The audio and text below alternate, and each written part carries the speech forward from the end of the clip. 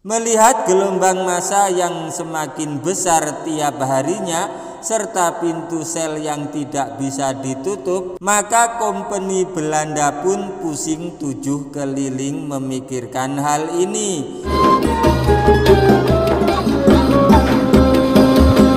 Assalamualaikum warahmatullahi wabarakatuh. Alhamdulillah wassalatu wassalamu ala rasulillah. Amma ba'du, inda dzikri sholihin tanzilur rahmah. Ketika orang-orang soleh dikenang, maka akan menurunkan rahmat Allah subhanahu wa ta'ala. Semoga bersamaan dengan turunnya rahmat Allah ini, hajat-hajat kita, doa-doa kita dikabulkan oleh Allah subhanahu wa ta'ala, rezeki kita dilimpah ruahkan, dan kita semua selamat sukses dunia akhirat, amin ya rabbal alamin. Jamaah channel Cerita Pesantren yang dirahmati Allah, Syekhana Khalil Bangkalan adalah seorang ulama besar dari tanah Madura yang diakui kealiman, kefaqihan, dan keluhuran akhlaknya. Beliau juga adalah gurunya para ulama di masanya. Banyak ulama besar yang berguru kepada beliau.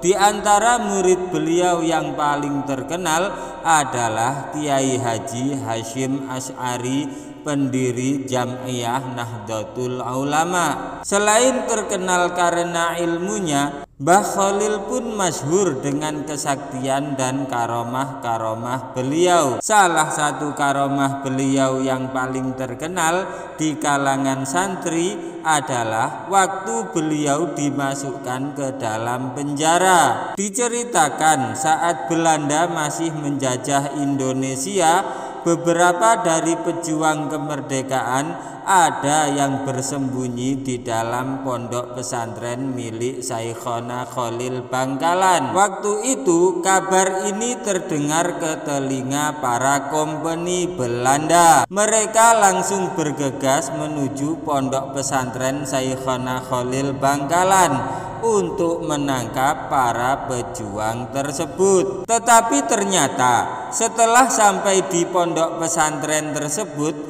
mereka tidak menemukan satu orang pejuang pun.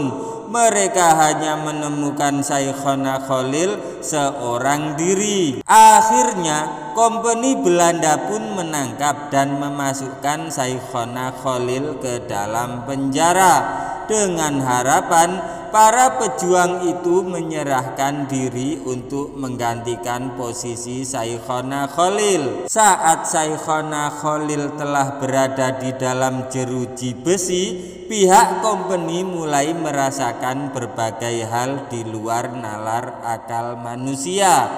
Pintu sel penjara, baik milik Syekhana Khalil atau tahanan yang lain waktu itu, tidak bisa dikunci. Karena itu, seluruh sel tahanan dalam keadaan terbuka terus-menerus.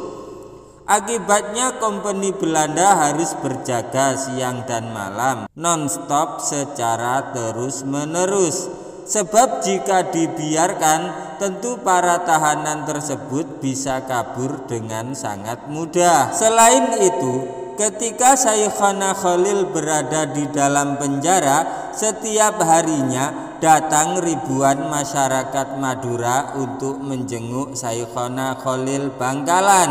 Mereka datang untuk bersimpati kepada Syekhana Khalil dan berbagai tujuan yang lainnya. Ada yang memberikan makanan, ada yang meminta nasihat, dan ada juga yang menawarkan diri untuk bergabung di dalam penjara bersama Syekhana Khalil Bangkalan.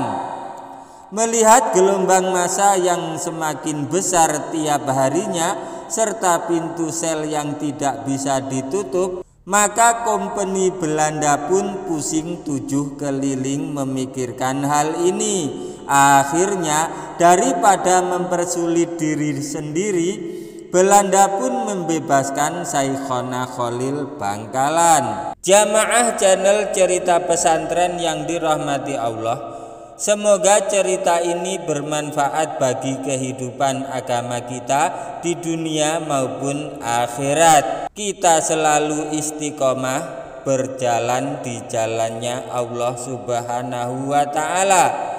Jangan lupa like, komen, subscribe, dan share, bagikan karena cerita ini sangat bermanfaat. Wabillahi taufiq wal hidayah waridha wal inayah.